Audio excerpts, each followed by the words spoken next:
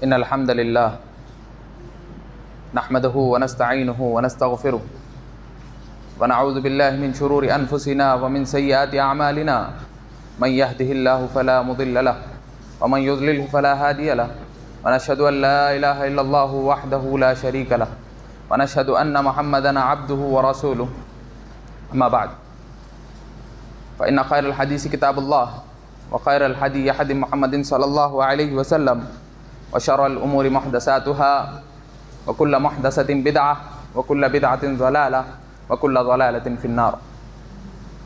يا أيها الناس اتقوا ربكم الذي خلقكم من نفس واحدة وخلق منها زوجها وبث منهما رجالا كثيرا ونساء واتقوا الله الذي تساءلون به والأرحام إن الله كان عليكم رقيبا. فأعوذ بالله السميع العليم من الشيطان الرجيم. بسم الله الرحمن الرحيم.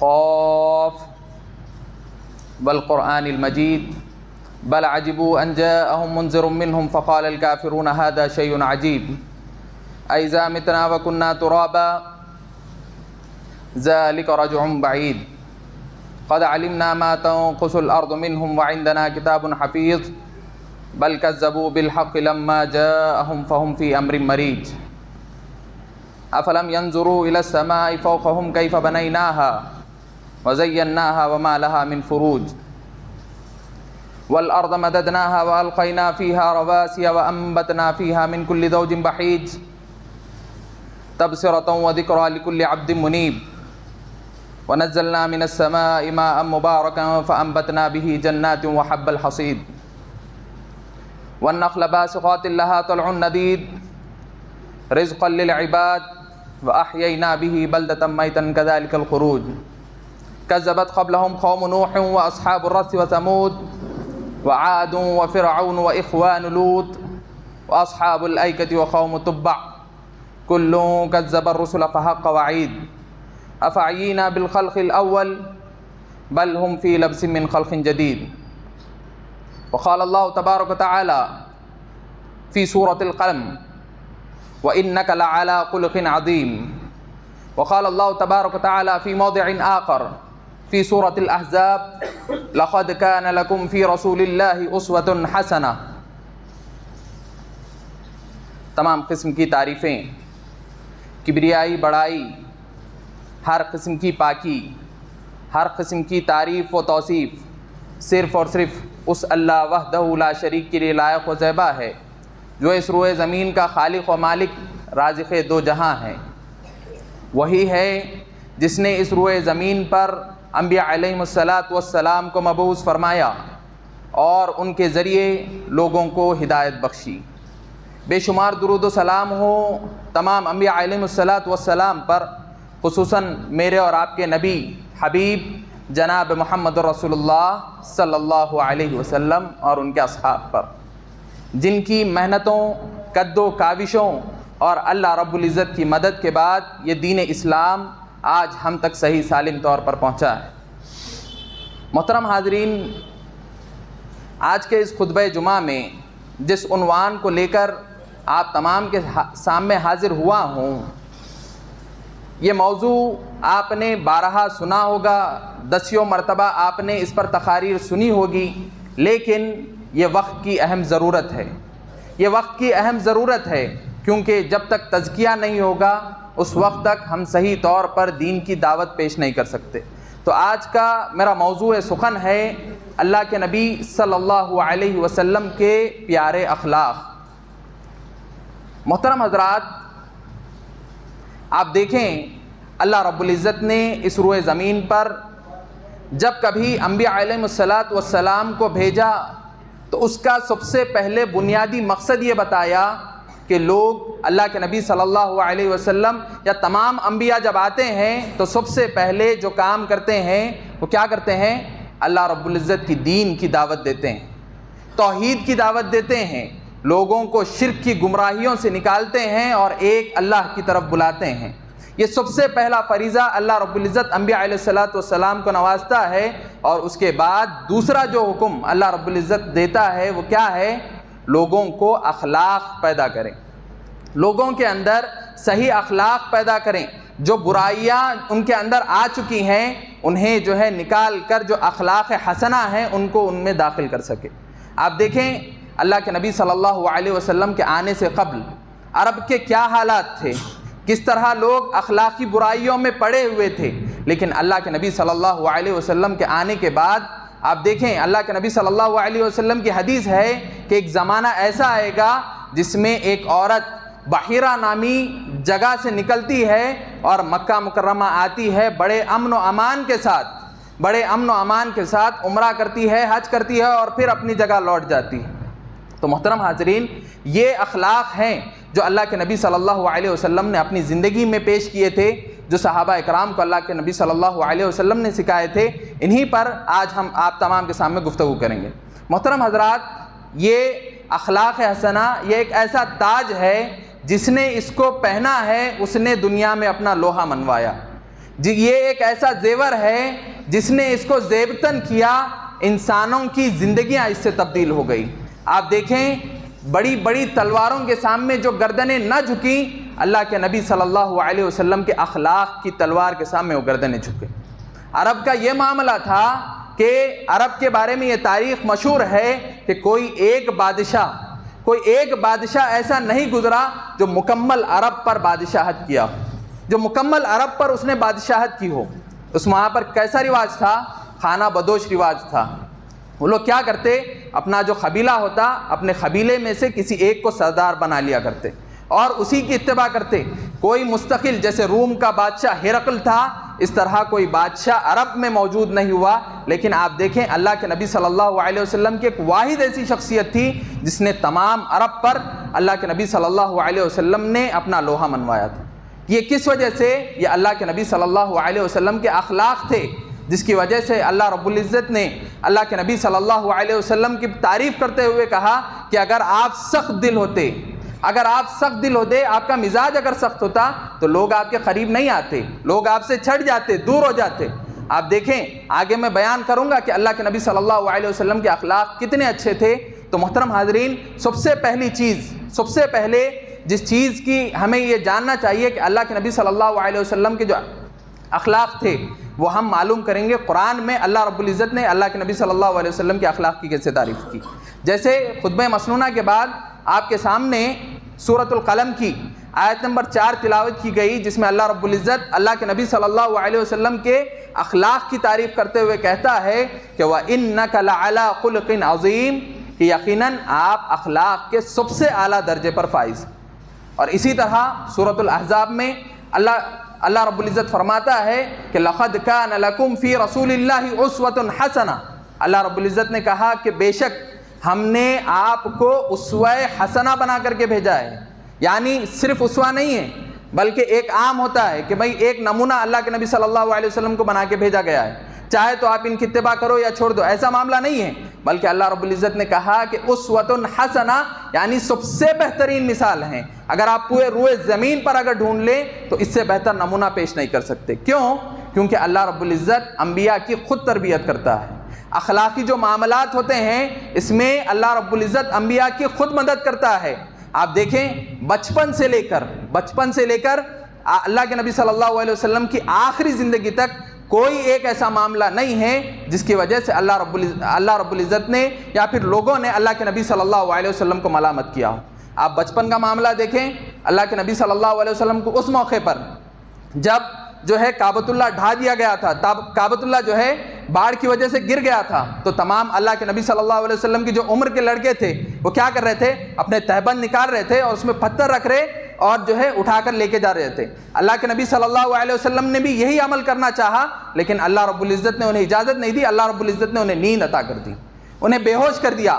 آپ دیکھیں اس طرح ایک مرتبہ جو اللہ کے نبی صلی اللہ علیہ وسلم کے دوست و احباب تھے ایک گانے بجانے کی محفل میں چلے گئے، یعنی اللہ کے نبی صلی اللہ علیہ وسلم کو نبوت ملنے سے پہلے یہ جو معاملہ تھا اس وقت بھی اللہ رب العزت نے اللہ کے نبی صلی اللہ علیہ وسلم کی ایسی حفاظت کی کہ اللہ رب العزت نے اللہ کے نبی کو نیند عطا کر دی۔ تو محترم حاضرین، یہ سب واقعات ہیں جس کی وجہ سے ہمیں معلوم ہوتا ہے کہ اللہ کے نبی صلی اللہ علیہ وسلم کی اللہ رب العزت جو اخلاقی پیمانہ ہوتا ہے اس میں خود اللہ رب العزت ان کی مدد کرتا ہے۔ تو اس کے بعد اللہ کے نبی صلی اللہ علیہ وسلم بھی خود فرماتے ہیں کہ انما بعثت لاتمم مکارم الاخلاق، کہ میں جو بھیجا گیا ہوں میں جو بھیجا گیا ہوں یہ اخلاق کی تکمیل کرنے کے لیے بھیجا گیا ہوں۔ تو سب سے پہلی چیز ہم نے ہمارے جو موضوع میں یہ جانی کہ اللہ رب العزت کی جو گواہی ہے اللہ کے نبی صلی اللہ علیہ وسلم کے اخلاق کے تحت، یہ چیز ہم نے جانی۔ دوسری چیز، سب سے اہم گواہی کسی کے بھی اخلاق کی، یعنی اگر میرے اخلاق آپ کو جاننا ہے تو آپ کس سے جانیں گے؟ یا تو میرے دوست و احباب سے جانیں گے، یا پھر اس سے بھی زیادہ اگر کوئی قریب ہونا چاہے تو کس سے جان سکتے ہیں؟ اپنے گھر والوں سے جان سکتے ہیں۔ ہر انسان ممکن ہے کہ باہر وہ جو ہے ڈھونگ کرے یا پھر کوئی معاملہ کرے کہ اپنے اخلاق کو بڑے اچھے طریقے سے پیش کرتا ہے، لیکن گھر میں انسان وہ معاملہ نہیں رکھتا۔ گھر میں انسان کی جو اصلیت ہے وہ انسان ظاہر کر دیتا ہے۔ تو آپ دیکھیں، پہلے تو اللہ رب العزت کی خود گواہی یہ ہمارے لیے کافی ہے، لیکن اس کے باوجود ہم یہ دیکھیں گے کہ اللہ کے نبی صلی اللہ علیہ وسلم کے جو گھرانے کے لوگ تھے، وہ لوگ اللہ کے نبی صلی اللہ علیہ وسلم کے اخلاق کے تعلق سے کیا کہتے ہیں۔ سب سے پہلے تو اللہ کے نبی صلی اللہ علیہ وسلم خود فرماتے ہیں کہ اللہ کے نبی صلی اللہ علیہ وسلم فرماتے ہیں خیرکم خیرکم لأہلہ وأنا خیرکم لأہلہ، کہ تم میں سے سب سے بہترین شخص وہ ہے، تم میں سب سے بہترین شخص وہ ہے جو اپنے گھر والوں کے لیے سب سے بہتر ہو۔ انسان کیا کرتا ہے؟ باہر بڑی مدد کرتا ہے، باہر بہت سارے معاملات کرتا ہے، باہر ایسا دکھاتا کہ میں سب سے بڑا رحم دل ہوں، یا پھر آپ کے معاملے میں سب سے بڑا حقدار ہوں، لیکن اپنے گھر میں جب انسان معاملہ کرتا ہے نا تو بڑی سختی کے ساتھ کرتا ہے۔ انسان کیا کرتا ہے کہ گھر میں کوئی چیز ہونا تو پھر ٹھیک ہے ایک حد تک یا پھر اتنی حد تک کوشش کرتا ہے، لیکن باہر لوگوں کو دکھانے کے لیے آج سب سے بڑا معاملہ یہ ہے کہ انسان ریاکاری۔ اللہ کے نبی صلی اللہ علیہ وسلم کی وہ حدیث آپ یاد رکھیں، اللہ کے نبی صلی اللہ علیہ وسلم نے کہا تھا کہ مجھے سب سے زیادہ میری امت پہ کسی چیز کا اگر ڈر ہے نا تو وہ ہے ریاکاری کا ڈر۔ ریاکاری کا ڈر یعنی ایک ایسا عمل، بندہ کام تو نیک کر رہا ہے، اپنا مال خرچ کر رہا ہے، جان خرچ کر رہا ہے، ہر چیز کر رہا ہے، لیکن کیا کر رہا ہے؟ کس کے لیے کر رہا ہے؟ صرف لوگوں کو دکھانے کے لیے۔ آپ کو ایک حدیث بیان کرتا ہوا چلوں، اللہ کے نبی صلی اللہ علیہ وسلم فرماتے ہیں کہ قیامت کے دن 3 اشخاص کو لایا جائے گا، 3 اشخاص کو جو ہے اللہ رب العزت کے دربار میں پیش کیا جائے گا۔ تو جب پیش کیا جائے گا، سب سے پہلا جو شخص تھا وہ کون رہے گا؟ ایک ایسا شخص جو بڑا قاری ہوگا، یعنی قرآن کو بڑے اچھے انداز میں پڑھنے والا، اور لوگ اس کی آواز کو پسند کرتے تھے، اور قرآن کو وہ لوگوں کو سکھایا کرتا تھا، لوگوں کے سامنے پڑھا کرتا تھا۔ تو اللہ رب العزت کے سامنے اس بندے کو پیش کیا جائے گا، اللہ رب العزت کہے گا یہ فلاں بندے کو اٹھاؤ اور جہنم میں ڈال دو۔ تو لوگ تعجب کریں گے، اللہ رب العزت کہے گا کہ وہ بندہ کہے گا اے اللہ، میں نے تو اپنی زندگی بھر جو ہے قرآن سکھایا ہے لوگوں کو، کوئی غلط کام نہیں کیا، کوئی تجارت یا پھر کوئی دوسرا معاملہ نہیں کیا، بلکہ میں نے جو ہے زندگی بھر لوگوں کو قرآن سکھایا ہے، لوگوں کے ساتھ قرآن پڑھا ہے، لوگوں کو پڑھایا ہے۔ تو پھر اللہ رب العزت کہے گا ٹھیک ہے، تو نے مکمل زندگی جو ہے قرآن پڑھایا ہے، لیکن کس لیے؟ تاکہ اس لیے کہ لوگ تجھے سب سے بڑا قاری کہیں، لوگ تجھے کہیں کہ یہ بندہ بڑا اچھا قرآن پڑھتا ہے، یہ فلاں بندہ بڑا اچھا قرآن پڑھتا ہے۔ لوگوں کی تعریف سننے کے لیے تو نے جو ہے قرآن پڑھایا تھا۔ کام کیا کر رہا ہے؟ بڑا اچھا کام ہے، نیک کام ہے، لیکن کر کس وجہ سے رہا ہے؟ نیت کیا ہے؟ لوگوں کو دکھانے کی ہے، اور نیت کون جانتا ہے؟ صرف اور صرف اللہ رب العزت جانتا ہے۔ تو میرے بھائیوں، آپ عمل چھوٹا کرو یا بڑا کرو اس سے کوئی فرق نہیں پڑتا، لیکن سب سے اہم جو چیز ہے وہ ہے آپ جو عمل کر رہے ہو وہ آپ کا عمل کیسا ہے۔ آپ کا عمل سب سے زیادہ ریاکاری اگر انسان کے اندر آ جاتی ہے تو پھر وہ عمل قابل قبول نہیں ہو سکتا۔ تو محترم حضرات، تو اللہ کے نبی صلی اللہ علیہ وسلم کی جو گواہی ہے وہ اللہ کے نبی صلی اللہ علیہ وسلم کے خود گھر والے دیتے ہیں۔ آپ دیکھیں، اماں عائشہ صدیقہ رضی اللہ تعالیٰ عنہ کے پاس ایک شخص آتا ہے اور پوچھتا ہے اے اماں، یہ اللہ کے نبی صلی اللہ علیہ وسلم کے اخلاق کیسے تھے؟ اللہ کے نبی صلی اللہ علیہ وسلم کے اخلاق کیسے تھے؟ تو اماں عائشہ صدیقہ رضی اللہ تعالیٰ عنہ کہتی ہیں کہ کان خلقہ القرآن، کہ کیا تم نے قرآن نہیں پڑھا؟ کیا تم نے قرآن کو نہیں پڑھا؟ تو وہ کہتا ہے ہاں بالکل میں نے قرآن کو پڑھا ہے۔ تو وہ کہتی ہیں اماں عائشہ صدیقہ رضی اللہ تعالیٰ عنہ کہتی ہیں کہ کان خلقہ القرآن، ان کے اخلاق قرآن کی چلتی پھرتی تصویر تھے۔ آپ دیکھیں گواہی کون دے رہی ہیں؟ بیوی کون؟ اللہ کے نبی صلی اللہ علیہ وسلم کی بیوی۔ یہ آپ دیکھیں کہ اللہ کے نبی صلی اللہ علیہ وسلم کی گواہی اللہ کے نبی صلی اللہ علیہ وسلم کے گھر والے دے رہے ہیں۔ اسی طرح وہ معاملہ جب اللہ کے نبی صلی اللہ علیہ وسلم پر وحی نازل ہوئی تھی، جب وحی نازل ہوئی تھی تو اللہ کے نبی صلی اللہ علیہ وسلم کو خود اس بات کا علم نہیں تھا کہ اللہ کے نبی صلی اللہ علیہ وسلم کے ساتھ کیا معاملہ ہو رہا ہے۔ تو اللہ کے نبی صلی اللہ علیہ وسلم ڈر گئے اور غار حرا سے نکلے، سیدھا چلتے چلتے دوڑتے ہوئے سیدھا اماں خدیجہ رضی اللہ تعالیٰ عنہ کے حجرے میں داخل ہوتے ہیں اور کہتے ہیں کہ میرے اوپر زملونی میرے اوپر چادر اڑا دو اور مجھے یہ ڈر ہے کہ کہیں میری جان نکل جائے۔ تو اماں خدیجہ رضی اللہ تعالیٰ عنہ کیا بڑے الفاظ بڑے اچھے انداز میں کہتی ہیں، آپ دیکھیں اماں خدیجہ رضی اللہ تعالیٰ عنہ کہتی ہیں کہ آپ کو ہرگز اللہ رب العزت ضائع نہیں کرے گا۔ کیوں نہیں کرے گا؟ کیونکہ آپ غریبوں کی مدد کرتے ہیں، بے سہاروں کو سہارا دیتے ہیں، محتاجوں کی محتاجی دور کرتے ہیں اور اپنے رشتہ داروں کے ساتھ صلہ رحمی کا معاملہ کرتے ہیں۔ تو محترم حاضرین، یہ اللہ کے نبی صلی اللہ علیہ وسلم کی گھر والوں کی گواہی تھی کہ اللہ کے نبی صلی اللہ علیہ وسلم کے اخلاق کتنے اچھے تھے۔ اما عائشہ صدیقہ کہتی ہیں کہ اللہ کے نبی صلی اللہ علیہ وسلم کے اخلاق اتنے اچھے تھے کہ گھر میں ہمارے ساتھ اللہ کے نبی صلی اللہ علیہ وسلم مدد بھی کیا کرتے تھے، یعنی ہمارا اگر کوئی کام ہوتا تو اللہ کے نبی صلی اللہ علیہ وسلم ہمارے کام میں بھی ہاتھ بٹایا کرتے اور پھر اگر اذان ہو جاتی تو پھر اس کام کو چھوڑ کر چلے جایا کرتے تھے۔ اللہ کے نبی صلی اللہ علیہ وسلم اپنے کپڑوں کی تہبند جو ہوتی تھی نا، یعنی اگر کپڑا پھٹ گیا تو اللہ کے نبی صلی اللہ علیہ وسلم خود سی لیا کرتے تھے۔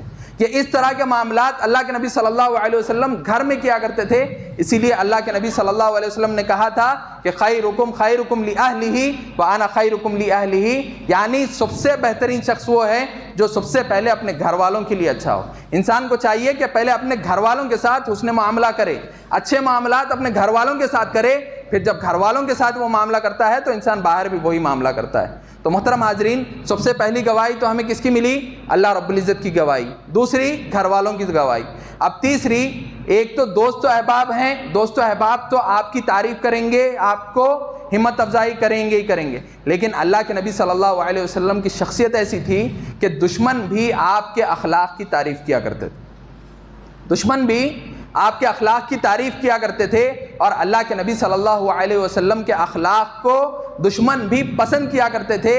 اس کا آپ نمونہ دیکھیں کہ اللہ کے نبی صلی اللہ علیہ وسلم پر جب یہ آیت نازل ہوئی وَأَنذِرْ عَشِيرَتَكَ الْأَقْرَبِينَ، یعنی آپ سب سے پہلے اپنے قریبی رشتہ داروں کو ڈرائیں، یعنی اپنے رشتہ داروں کو، اہل و عیال کو آپ اللہ رب العزت کی دعوت سب سے پہلے پیش کریں۔ محترم حاضرین، یہاں پر ایک بڑا اہم نقطہ یہاں پر بیان کرتے ہوئے چلتے ہیں کہ وَأَنذِرْ عَشِيرَتَكَ الْأَقْرَبِينَ، یہ جو کہا گیا کہ آپ سب سے پہلے اپنے رشتہ داروں کو، اہل و عیال کو دین کی دعوت دیں۔ آج ہمارے معاشرے میں ہر کسی کے ذہن میں یہ ہے، یہ کوشش ہر کسی کے ذہن میں ہوتی ہے کہ میں کسی نہ کسی طرح اللہ رب العزت کے دین کی مدد کروں، دین کی دعوت دوں، لیکن انسان کیا کرتا ہے؟ باہر کوشش کرتا ہے، باہر دیکھتا ہے کہ میں کسی کو دعوت دے سکتا ہوں یا نہیں دے سکتا ہوں، باہر انسان بڑی کوشش کرتا ہے لیکن اپنے گھر میں کوشش نہیں کرتا۔ تو یہ آیت کریمہ اس بات کی دلیل ہے، اللہ رب العزت کہتا ہے کہ دعوتی اسلوب سب سے پہلے یہ ہے کہ آپ پہلے اپنے رشتہ داروں کو، اہل و عیال کو جو ہے اللہ رب العزت کا ڈر پیدا کریں، ان کو جہنم، جنت کے اچھی نعمتیں بتائیں اور جہنم سے ڈرائیں کہ کس کے لیے جو ہے جہنم تیار کی گئی ہے اور اس کا عذاب کتنا خطرناک ہے۔ سب سے پہلے یہ جو ہے اپنے گھر والوں کے لیے کرنا چاہیے۔ تو اللہ کے نبی صلی اللہ علیہ وسلم پر جب یہ آیت نازل ہوئی کہ وَأَنذِرْ عَشِيرَتَكَ الْأَقْرَبِينَ، تو اللہ کے نبی صلی اللہ علیہ وسلم کوہ صفا پر چڑھ گئے، صفا کی پہاڑی پر اللہ کے نبی صلی اللہ علیہ وسلم چڑھ گئے اور پھر کہا اے بنو قریش کے لوگوں آ جاؤ اور بنو ہاشم کے لوگوں تمام لوگ آ جاؤ۔ جب پورے لوگ جمع ہو گئے تو اللہ کے نبی صلی اللہ علیہ وسلم نے کہا کہ میں اگر تمہیں خبر دوں، یہ جو صفا کی پہاڑی ہے نا، یہ پہاڑی کے پیچھے اگر دشمن آپ کے لیے لشکر لے کر تیار ہے اور تیار ہے کہ آپ پر حملہ کر دے، کیا تم میری بات مانو گے؟ نہیں مانو گے؟ تو تمام لوگوں نے بیک وقت ہو کے کہا کہ یقیناً ہم نے ہمیشہ آپ کو سچ کہتے ہوئے سنا ہے۔ ابھی اللہ کے نبی صلی اللہ علیہ وسلم کی تعریف دیکھیں آپ، کفار مکہ، جو مکہ کے لوگ تھے، آپ کے رشتہ دار تھے، وہ لوگ کر رہے ہیں کہ یقیناً ہم آپ کی بات مانیں گے کیونکہ ہم نے آج تک آپ کو جھوٹ بولتے ہوئے نہیں سنا، ہمیشہ آپ نے سچ کا ساتھ دیا اور سچ کہا ہے۔ تو پھر اللہ کے نبی صلی اللہ علیہ وسلم نے اس کے بعد ان کے سامنے دعوت دین پیش کی۔ تو محترم حاضرین، اللہ کے نبی صلی اللہ علیہ وسلم کے اخلاق کی آپ دیکھیں تعریف دشمن بھی کیا کرتے تھے۔ اسی کا ایک مشہور واقعہ آپ کو بیان کرتا ہوا چلوں، ابو سفیان ابن حرب کا یہ مشہور واقعہ ہے کہ ایک مرتبہ صلح حدیبیہ کے موقع پر، جیسے ہی صلح حدیبیہ، کب ہوئی صلح حدیبیہ؟ سن 5 ہجری میں ہوئی۔ سن 5 ہجری میں جب صلح حدیبیہ ہوئی تو پھر اللہ کے نبی صلی اللہ علیہ وسلم نے یہ ارادہ کیا اب تک تو جو اسلام دعوت دین کا جو کام ہو رہا تھا وہ عرب کے علاقے میں ہو رہا تھا، مکہ میں، مدینہ میں، طائف میں، الگ الگ جگہ پر جو ہے دعوت دین کا کام ہو رہا تھا. لیکن اب اللہ کے نبی صلی اللہ علیہ وسلم نے یہ ارادہ کیا کہ اب عرب سے نکل کر عجب کے علاقوں میں بھی جو ہے دعوت دین کا کام پیش کیا جائے. اس کے لیے اللہ کے نبی صلی اللہ علیہ وسلم نے کیا کیا کہ تمام جو بادشاہ تھے ان تمام کو خطوط لکھے اور اس میں دعوت دین پیش کیا. جیسے ہی ہرقل جو کہ روم کا بادشاہ تھا، رومن امپائر جو کہ بہت بڑا امپائر تھا، اس کے پاس جب اللہ کے نبی صلی اللہ علیہ وسلم کا خط پہنچا تو اسی وقت ایک قریش کا قافلہ روم میں تجارت کی غرض سے گیا ہوا تھا، جس کے جو سردار تھے وہ کون تھے؟ ابو سفیان ابن حرب. ابو سفیان ابن حرب یہ وہ شخص ہے جس نے اللہ کے نبی صلی اللہ علیہ وسلم کے ساتھ دو بڑی جنگیں، سب سے پہلی دو بڑی جنگیں، جنگ احد اور جنگ بدر، یہ دونوں میں ابو سفیان نے سربراہی کی تھی. یعنی کیا کی تھی؟ کمانڈری کی تھی. اور اللہ کے نبی صلی اللہ علیہ وسلم، کیونکہ کمانڈر جو ہوتا ہے وہ سب سے بڑا دشمن ہوتا ہے، اسی لیے اس کو کمانڈر بنایا جاتا ہے نا. تو اللہ کے نبی صلی اللہ علیہ وسلم کا جو کٹر دشمن جس کو بول سکتے ہیں نا، تو وہ تھا. جنگ بدر میں اور جنگ احد میں کس نے یہ کی تھی؟ ابو سفیان ابن حرب نے کی تھی. تو ابو سفیان ابن حرب یہی وہ شخص تھا جو اللہ کے نبی صلی اللہ علیہ وسلم کے ساتھ جو ہے جنگ لڑی تھی اس نے. تو پھر روم میں اس وقت حاضر تھا. تو ہرقل نے کیا کیا، اس کا جو قافلہ تھا، ابو سفیان ابن حرب کا جو قافلہ تھا، ان کو بلایا اور اپنے دربار میں بلایا اور ان سے کچھ سوالات کیے. سوالات میں سے سب سے پہلا سوال یہ تھا کہ یہ جو شخص محمد ہے جس نے تمہارے درمیان نبوت کا دعویٰ کیا ہے، کیا تم نے نبوت سے پہلے اس کو دیکھا ہے؟ تو ابو سفیان نے کہا ہاں میں نے دیکھا ہے. تو پھر اس کے بعد کہا کیا یہ نبوت سے پہلے یہ بندہ لوگوں پر جھوٹ گڑتا تھا، جھوٹ بولتا تھا؟ تو ابو سفیان نے کہا نہیں، میں نے کبھی اسے جھوٹ بولتا ہوا نہیں سنا. اور اس کے بعد وہ ہرقل کہتا ہے کہ کیا تم بتا سکتے ہو مجھے کہ یہ کس چیز کی تعلیم دیتا ہے؟ تو پھر ابو سفیان جو کہ ابھی مسلمان نہیں ہوئے تھے، وہ بڑے ہی دیانتداری کے ساتھ اس چیز کو ظاہر کرتے ہیں، کہتے ہیں کہ یہ ہمیں اس چیز کی دعوت دیتا ہے کہ اللہ رب العزت کی اکیلے کی عبادت کی جائے، اس کے ساتھ کسی کو شریک نہ کیا جائے. نیک اعمال کرنے کا حکم دیتا ہے، نماز پڑھنے کا حکم دیتا ہے، روزہ رکھنے کا حکم دیتا ہے، یہ وہ اعمال ہیں. صلہ رحمی کرنے کا حکم دیتا ہے. تو اس طرح ابو سفیان نے بڑی دیانتداری کے ساتھ، امانت داری کے ساتھ جو ہے اللہ کے نبی صلی اللہ علیہ وسلم نے جس چیز کی تعلیم دی تھی اس کو کے سامنے بیان کیا. اس کے بعد ہرقل نے جب یہ معاملہ سنا تو اس کے بعد ہرقل نے یہ توجیحات نکالی کہ یقیناً یہ جو شخص تمہارے درمیان نبوت کا دعویٰ کر رہا ہے، میں یہ جانتا تھا کہ کوئی ایک نبی آنے والا ہے، لیکن میں اس بات کا علم نہیں رکھتا تھا کہ وہ تم میں سے ہوگا. اور اگر یہ نبی اپنے دعوے میں سچا ہے تو یقین جانے روم کی یہ جو سلطنت جس پر میں آج قابض ہوں، یقیناً یہاں پر بھی اسلام کا وہ ڈنکا پھیلا دے. اس کی کا نتیجہ تھا کہ آپ دیکھیں سن 8 سے 9 ہجری میں اللہ کے نبی صلی اللہ علیہ وسلم نے روم کو فتح کر لیا تھا. کس کی وجہ سے؟ یہ دشمن، یہ جو اللہ کے نبی صلی اللہ علیہ وسلم کا جو دشمن تھا ابو سفیان ابن حرب، یہ ابھی مسلمان نہیں ہوئے تھے. یہ شخص بھی اللہ کے نبی صلی اللہ علیہ وسلم کی دشمن بھی مجبور تھے اللہ کے نبی صلی اللہ علیہ وسلم کے اخلاق کو جب دیکھ لیتے نا تو پھر وہ اللہ کے نبی صلی اللہ علیہ وسلم کی بات کو تسلیم کر لیا کرتے تھے. اسی کا ایک اور مشہور واقعہ آپ تمام کے سامنے بیان کرتا ہوا چلوں. ثمامہ ابن اسال. ثمامہ ابن اسال یہ ایک بنو حنیفہ یعنی عرب کا بڑا ہی رعب دار بادشاہ تھا. ثمامہ ابن اسال کون تھا؟ بنو حنیفہ ایک علاقہ تھا، اس کا جو ہے یہ بادشاہ ہوا کرتا تھا اور یمامہ کا بڑا ہی رعبدار نوجوان تھا. ایسا نوجوان جس کو بڑی کم عمر میں جو ہے بادشاہت نصیب ہو گئی تھی، بڑا چالاک، بڑا ذہین شخص تھا. ایک مرتبہ ہوا یہ کہ اللہ کے نبی صلی اللہ علیہ وسلم نے جیسے دوسرے لوگوں کو خطوط بھیجے، اسی طرح بنو حنیفہ کو بھی اللہ کے نبی صلی اللہ علیہ وسلم نے خط لکھا جس میں دعوت دین کو پیش کیا تھا. جب یہ خط ثمامہ ابن اسال کے پاس پہنچا تو شخص اس نے اس خط کو بڑی ہی حقارت کی نظر سے دیکھا، بڑی حقیر نظر سے اس نے اس خط کو دیکھا. اور اس کے بعد جب اس نے خط پڑھا تو اس نے یہ ارادہ کر لیا کہ میں یہ جو شخص جو اپنے لوگوں کو آبا و اجداد کے دین سے دور کر رہا ہے، یقیناً اس بندے کو میں قتل کر دوں گا. اس ارادے سے یہ شخص نکلا، لیکن یہ اپنے ارادے میں ناکام ہو گیا، کامیاب نہ ہو سکا. اس کے بعد اس نے کیا کیا؟ صحابہ اکرام کی ایک جماعت کو اس نے قتل کر دیا. صحابہ اکرام کی ایک جماعت کو اس نے قتل کر دیا، اور اس کے بعد یہ اس غرض سے، اس ارادے سے نکلا کہ میں واپس جاؤں اور پھر عمرہ کر لوں۔ تو جیسے ہی بنو حنیفہ سے نکلتے ہوئے مکہ جانا تھا، مکہ اور بنو حنیفہ کے درمیان مدینہ حائل تھا، تو مدینہ کے قریب سے گزر رہا تھا۔ اللہ کے نبی صلی اللہ علیہ وسلم کا ایک وفد جو کہ رات میں پہرے داری کر رہا تھا، یعنی مدینہ کے اطراف میں کوئی دشمن تو نہیں گھوم رہے جو مسلمانوں پر حملہ کر سکیں، تو جو گشت کر رہا تھا اس میں سے انہوں نے کیا کیا، ثمامہ ابن اسال کو قید کر لیا، قید کر کے لا کر جو ہے مسجد نبوی کے ستون سے باندھ دیا۔ اس کے بعد دوسرا دن جب اللہ کے نبی صلی اللہ علیہ وسلم نے دیکھا کہ مسجد نبوی میں ثمامہ ابن اسال کو ایک ستون سے باندھا گیا ہے، تو اللہ کے نبی صلی اللہ علیہ وسلم نے صحابہ کو بلایا اور پوچھا کیا تم جانتے ہو کہ یہ جو شخص ہے یہ کون ہے؟ تو صحابہ اکرام کہتے ہیں اللہ کے نبی صلی اللہ علیہ وسلم آپ بہتر جانتے ہیں، ہم نہیں جانتے۔ تو اس کے بعد اللہ کے نبی صلی اللہ علیہ وسلم کہتے ہیں کہ ثمامہ ابن اسال ہے، یہ ثمامہ ابن اسال ہے، یہ ایسا شخص ہے جو بنو حنیفہ کا سردار ہے اور یمامہ میں یہ بہت ہی معزز شخص مانا جاتا ہے، اس کو تم نے قید کر کے لا کے رکھ دیا ہے۔ اس کے بعد اللہ کے نبی صلی اللہ علیہ وسلم ثمامہ ابن اسال کے پاس جاتے ہیں اور پوچھتے ہیں ما عندک یا ثمامہ، اے ثمامہ تیرا کیا معاملہ ہے، تو کیا چاہتا ہے؟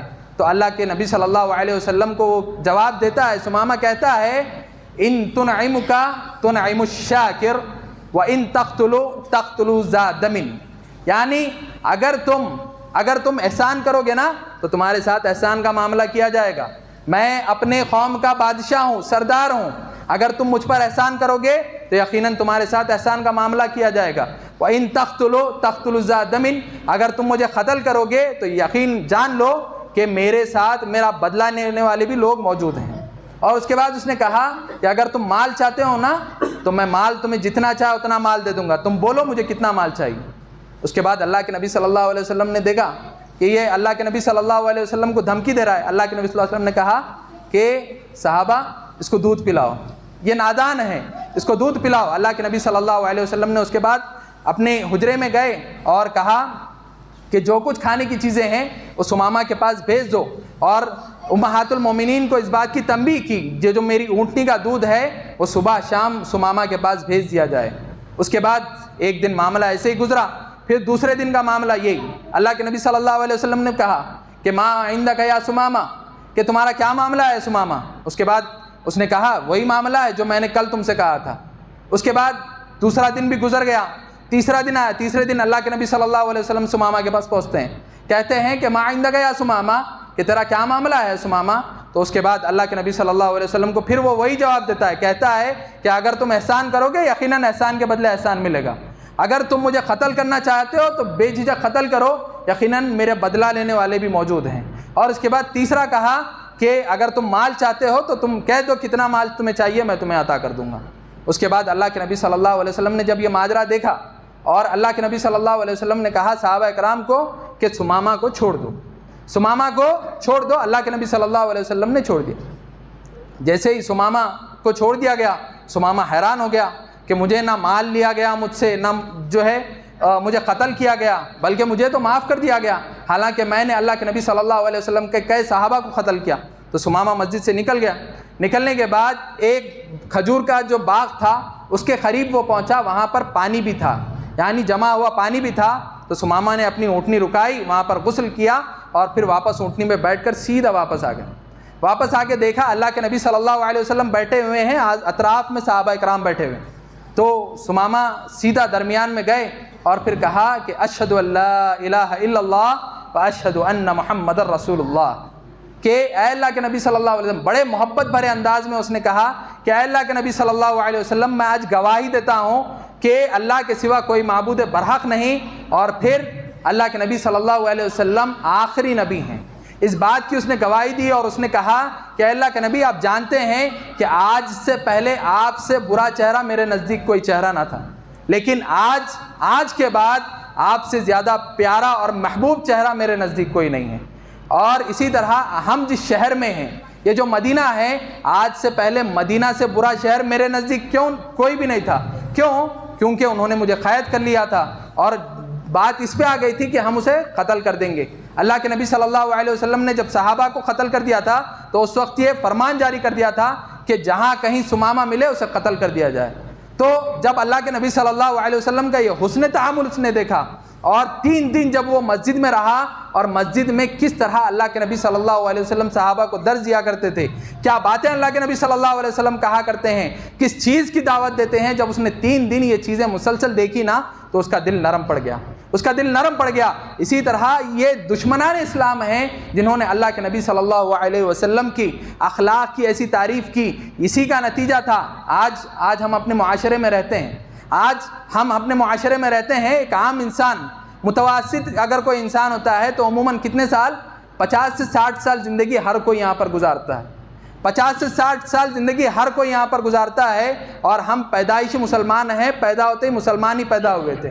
آپ دیکھیں مکمل زندگی میں ہم بمشکل کوئی 1 شخص، کوئی 2 شخص، کوئی 3 شخص، کوئی 4 شخص کو مسلمان بنا سکتا ہے، بمشکل بہت ہو گیا کوئی 10 کو بنا لے، یا پھر بعض لوگ ایسے ہوتے ہیں پوری زندگی میں کسی کو مسلمان نہیں بنا سکتے، اپنے اخلاق کی وجہ سے کسی کو اپنا یہ نہیں کر سکتے۔ لیکن آپ دیکھیں اللہ کے نبی صلی اللہ علیہ وسلم کی صرف 23 سالہ زندگی، کیونکہ ابتدائی 40 سال اللہ کے نبی صلی اللہ علیہ وسلم کی نبوت سے پہلے اس کا تو کوئی اعتبار نہیں ہے، کیونکہ اس وقت تو اللہ رب العزت نے دین کی دعوت پیش نہیں کی تھی۔ 23 سالہ زندگی میں آپ دیکھیں حجۃ الوداع کے موقع پر اللہ کے نبی صلی اللہ علیہ وسلم کے ساتھ جو لشکر تھا، جو لوگ اللہ کے نبی صلی اللہ علیہ وسلم کے ہاتھ پر بیعت کر چکے تھے، مسلمان ہو چکے تھے، کتنے تھے؟ کہا جاتا ہے، مورخین لکھتے ہیں 1 لاکھ سے زائد کا لشکر۔ یہ تو وہ لوگ تھے جو حج کو اللہ کے نبی صلی اللہ علیہ وسلم کے ساتھ آنے والے تھے۔ اسی طرح اور کئی علاقے تھے جو اللہ کے نبی صلی اللہ علیہ وسلم نے صرف اور صرف کس وجہ سے، اپنے اخلاق کی وجہ سے جو ہے اللہ کے نبی صلی اللہ علیہ وسلم نے تمام کو جو ہے دعوت دین پیش کی تھی۔ اسی کو شاعر کیا خوب کہتا ہے کہ ظالم سے لیا ظلم کا بدلہ نہ کسی وقت، ظالم سے لیا ظلم کا بدلہ نہ کسی وقت، مارا بھی تو اخلاق کی تلوار سے مارا۔ تو محترم حاضرین آپ دیکھیں یہ اللہ کے نبی صلی اللہ علیہ وسلم کی زندگی ہے جسے ہمیں اپنانا چاہیے۔ اسی لیے آج ہم دیکھتے ہیں کہ ہم اپنے معاشرے میں بہت سارے ایسے لوگوں کو رول ماڈل بنا لیتے ہیں جو حقیقت میں رول ماڈل کے لائق ہی نہیں ہوا کرتے، یا پھر وہ لوگ اس چیز کے لائق نہیں ہوتے کہ انہیں اپنا اسوہ اور نمونہ بنایا جائے۔ لیکن ہمارے نوجوان، ہمارے معاشرے میں ایسا دیکھنے میں آتا ہے کہ ہم ایسے لوگوں کو اپنا رول ماڈل بناتے ہیں جو حقیقت میں رول ماڈل بننے کے لائق نہیں ہیں۔ حالانکہ ایک ہی شخصیت اگر کوئی ہے جسے اللہ رب العزت نے ہمارے لیے اسوہ اور نمونہ بنا کر کے بھیجا تھا، وہ کون ہے؟ اللہ کے نبی صلی اللہ علیہ وسلم کی شخصیت ہے۔ تو محترم حاضرین ہمیں چاہیے کہ ہم جب کبھی اللہ کے نبی صلی اللہ علیہ وسلم کے، ہمیں سب سے اہم چیز یہ ہے کہ ہم نے کبھی اللہ کے نبی صلی اللہ علیہ وسلم کی زندگی کو پڑھا ہی نہیں صحیح طریقے سے، جس طرح ہم نے 10 کتابیں اپنی زندگی میں پڑھ لیتے ہیں، لیکن اللہ کے نبی صلی اللہ علیہ وسلم کی زندگی میں کون ایسا ہے جس نے اللہ کے نبی صلی اللہ علیہ وسلم کی مکمل زندگی پڑھی ہو؟ سیرت النبی جب آپ پڑھیں گے نا، اور یقین جانیں مورخین لکھتے ہیں جو شخص اپنی تاریخ سے بے خوف ہو جاتا ہے، یا پھر جو تاریخ کو ناشنا ہو جاتا ہے، یعنی اپنی تاریخ کو نہیں جانتا، تو پھر وہ ایسے ہی ہے جیسے ایک ڈھال سے ایک جو ہے چھڑی نکل جائے، پھر اس کی کوئی حیثیت رہتی؟ ایک پورا جھاڑ ہے، جھاڑ میں سے ایک شاخ نکل گئی، اس کی کوئی حیثیت ہے؟ جو چاہے جہاں چاہے لے کے جاتا ہے۔ تو انسان کو چاہیے کہ وہ اپنے اسلاف کی تاریخ کو پڑھے، اور خصوصاً ان کو پڑھنے سے پہلے اللہ کے نبی صلی اللہ علیہ وسلم کی زندگی کو ہر شخص کو جو ہے 1 مرتبہ کم از کم اپنی زندگی میں پڑھنا چاہیے۔ 1 مرتبہ انسان کو چاہیے کہ وہ اللہ کے نبی صلی اللہ علیہ وسلم کی زندگی کا مطالعہ کرے، کیونکہ اللہ کے نبی صلی اللہ علیہ وسلم کی زندگی ایسی ہے کہ ہر پہلو پر اللہ رب العزت نے آپ کو اسوہ اور نمونہ بنا کے بھیجا تھا۔ آپ اپنے گھر والوں کے ساتھ حسن معاملات میں نمونہ ہیں، اپنے اہل و عیال کے ساتھ یا پھر دوسرے لوگوں کے ساتھ معاملہ کرنے میں آپ نمونہ ہیں۔ اگر کوئی بندہ تجارت کرتا ہے تو تجارت میں اسے چاہیے کہ وہ اللہ کے نبی صلی اللہ علیہ وسلم کا اسوہ اور نمونہ بنائے۔ اللہ کے نبی صلی اللہ علیہ وسلم بہت بہترین تاجر تھے۔ آپ دیکھیں خدیجہ رضی اللہ تعالی عنہا نے اللہ کے نبی صلی اللہ علیہ وسلم کو جو نکاح کا پیغام بھیجا تھا وہ کس وجہ سے بھیجا تھا؟ اللہ کے نبی صلی اللہ علیہ وسلم کو جب انہوں نے مال دے کے بھیجا تو واپس جب وہ لے کر آئے تو اتنا منافع لے کر آئے جس کی وجہ سے خدیجہ رضی اللہ تعالی عنہا نے اللہ کے نبی صلی اللہ علیہ وسلم کو نکاح کا پیغام بھیجا تھا۔ تو محترم حاضرین، ہمیں چاہیے کہ ہم جب کبھی اللہ کے نبی صلی اللہ علیہ وسلم کی زندگی کو پڑھیں اور اس میں جو اخلاق حسنہ ہیں، آج ہمارے معاشرے میں کیا ہے، لوگ یہ سمجھتے ہیں کہ اگر کوئی عاجزی، انکساری یا پھر اخلاق کے ساتھ پیش آ رہا ہے تو پھر یہ بندہ بزدل انسان ہے، بلکہ ایسا معاملہ نہیں ہے۔ اللہ کے نبی صلی اللہ علیہ وسلم نے جو شخص اخلاق حسنہ کو اختیار کرتا ہے، بہترین اخلاق کو اختیار کرتا ہے، اللہ کے نبی صلی اللہ علیہ وسلم نے اس کے لیے بہت ہی بہترین جو ہے یہ بھی سنائی ہے۔ اللہ کے نبی صلی اللہ علیہ وسلم کہتے ہیں کہ انسان کے جو اعمال کا جو ترازو ہے، قیامت کے دن سب سے زیادہ جو وزنی چیز اس میں ہوگی، ان میں سے کیا ہے؟ اخلاق حسنہ ہے۔ اخلاق حسنہ ہے۔ اگر انسان ہر معاملے کو اچھے طریقے سے پیش کرتا ہے اور اپنے اخلاق کا صحیح مظاہرہ کرتا ہے تو یقین جانیں یہ بہت ہی اچھی چیز ہے۔ اسی طرح اللہ کے نبی صلی اللہ علیہ وسلم کی ایک اور حدیث، اللہ کے نبی صلی اللہ علیہ وسلم فرماتے ہیں کہ اگر آپ ایک دوسرے اپنے بھائی سے مسکرا کر اگر ملتے ہیں، اپنے چہرے پر جب اس سے معانقہ کرتے ہیں، ملتے ہیں، ہاتھ ملاتے ہیں، سلام کرتے ہیں، تو اگر اپنے چہرے پر ہنسی رکھتے ہیں یا پھر مسکراہٹ رکھتے ہیں تو یہ بھی صدقہ ہے۔ اللہ کے نبی صلی اللہ علیہ وسلم، انسان کو مال کی ضروری نہیں ہے کہ انسان کے پاس مال ہو تو ہی صدقہ کریں گا یا پھر کوئی دوسرا معاملہ کریں گا، بلکہ اگر انسان ایک دوسرے سے ملے اور اچھے اخلاق کے ساتھ ہنس کے معاملہ بھی اگر پیش کرتا ہے نا تو یقیناً یہ بھی صدقہ ہے۔ تو محترم حاضرین، آج کے اس خطبہ جمعہ میں بڑے ہی مختصر طور پر اگر میں کہوں کہ جن چیزوں کی طرف میں نے اشارہ کیا، سب سے پہلی چیز تو یہ کہ اللہ کے نبی صلی اللہ علیہ وسلم کی زندگی ہمیں دیکھنا ہے۔ سب سے پہلے ہم نے دیکھا کہ اللہ رب العزت نے خود اللہ کے نبی صلی اللہ علیہ وسلم کے اخلاق کی گواہی دی۔ دوسرا یہ کہ اماں عائشہ صدیقہ اور اپنے جو گھر والے تھے ان لوگوں نے اللہ کے نبی صلی اللہ علیہ وسلم کے اخلاق کی گواہی دی۔ اور تیسرا معاملہ یہ کہ دشمنان اسلام بھی اللہ کے نبی صلی اللہ علیہ وسلم کے ساتھ حسن معاملہ اور ان کے اخلاق کی گواہی دیا کرتے تھے۔ تو محترم حاضرین، ان تین چیزوں پر آج ہم نے خطبہ سنا تو ہمیں چاہیے کہ ہم اپنی زندگی میں یہ کوشش کریں کہ ہم جو اللہ کے نبی صلی اللہ علیہ وسلم کی زندگی میں جو اخلاق تھے ان اخلاق کو اپنے اندر پیدا کرنے کی کوشش کریں۔ آخر میں اللہ رب العزت سے دعا گو ہوں کہ اللہ رب العزت ہم تمام کو جب تک زندہ رکھے دین اسلام پر زندہ رکھے، اور جب موت دے تو دین اسلام پر موت دے، اور ہمیں اس بات کی توفیق عطا فرمائے کہ ہم ہر معاملہ حسن اخلاق کے ساتھ اور نمونہ بنائیں تو صرف اور صرف اللہ کے نبی صلی اللہ علیہ وسلم کو نمونہ بنا کر اپنی زندگی گزاریں۔ آمین یا رب العالمین۔ والسلام علیکم ورحمۃ اللہ وبرکاتہ۔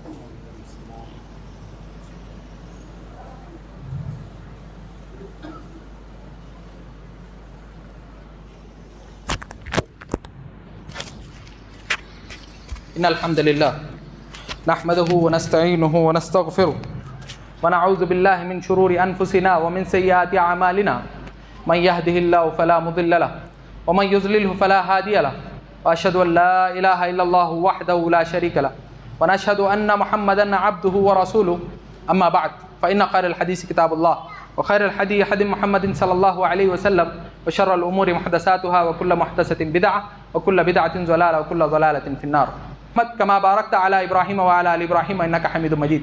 عباد الله رحمني ورحمكم الله، ان الله يأمركم بالعدل والاحسان وايتاء ذي القربى وينهى عن الفحشاء والمنكر والبغي يعظكم لعلكم تذكرون.